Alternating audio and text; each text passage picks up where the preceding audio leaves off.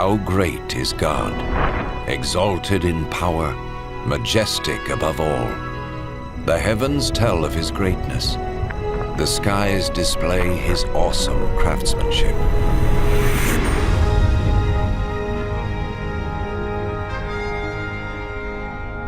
Day after day they continue to speak. Night after night they make him known.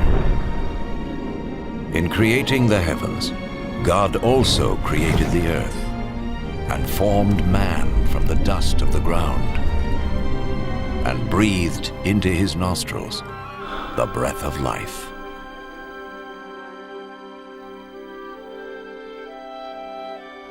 The God of love created man and woman in his own image to have a relationship with him. And so in the beginning, they revered and honored God and lived in harmony with him.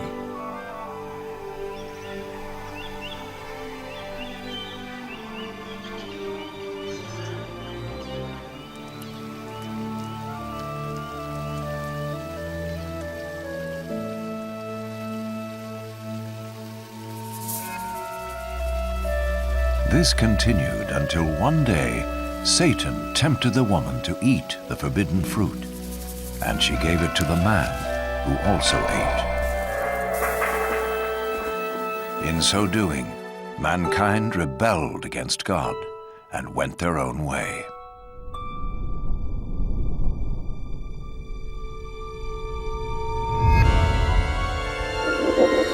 As a result of this sin, mankind was separated from God and was thrown out of the Garden of Eden.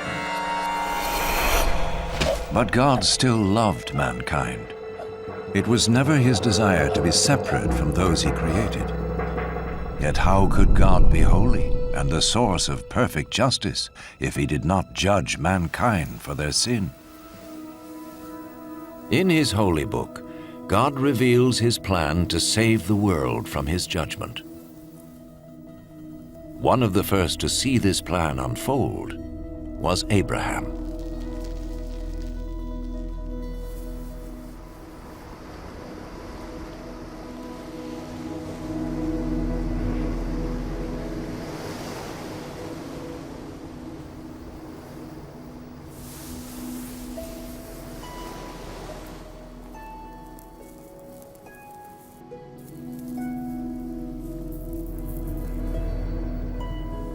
Abraham was a righteous man, whom God promised to bless and make his descendants as numerous as the sand of the sea and the stars of the sky.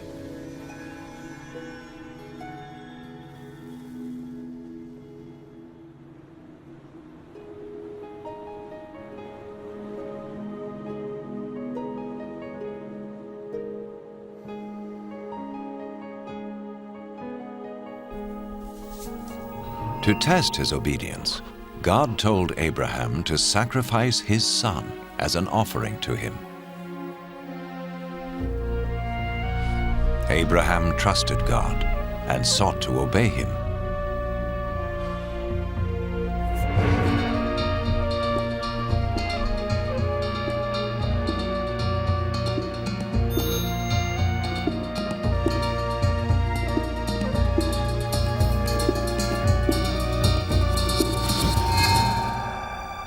But as he raised his knife to kill his son, the angel of the Lord stopped him.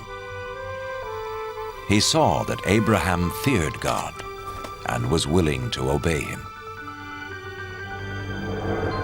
Then Abraham saw a ram caught by its horns in a thicket, and he sacrificed the ram instead of his son as an offering to God.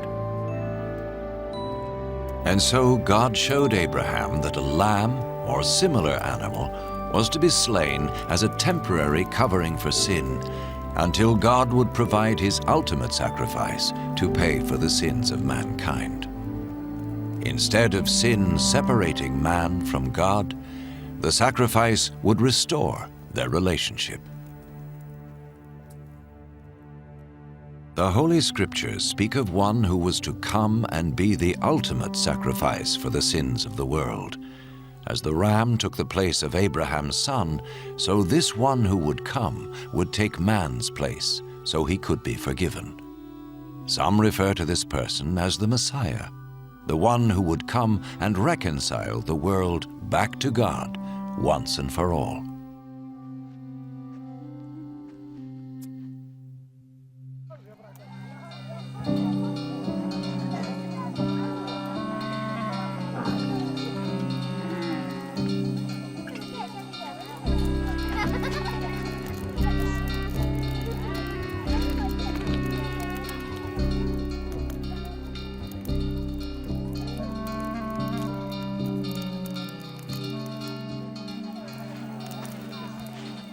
The prophets predicted many things in detail about the Messiah, hundreds of years before he appeared.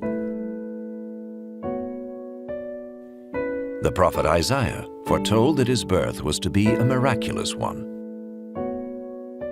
A virgin would conceive a child who was to be called, in a spiritual sense, the Son of God. The prophet Micah predicted that the Messiah would be born in Bethlehem, while the prophet Zechariah foretold his entry into Jerusalem on a donkey and his betrayal by Judas, one of his followers. Isaiah prophesied what the Messiah would do when he came. The Lord's anointed will preach the good news to the poor, bind up the brokenhearted, proclaim freedom for the captives, and proclaim that the time has come when the Lord will save his people.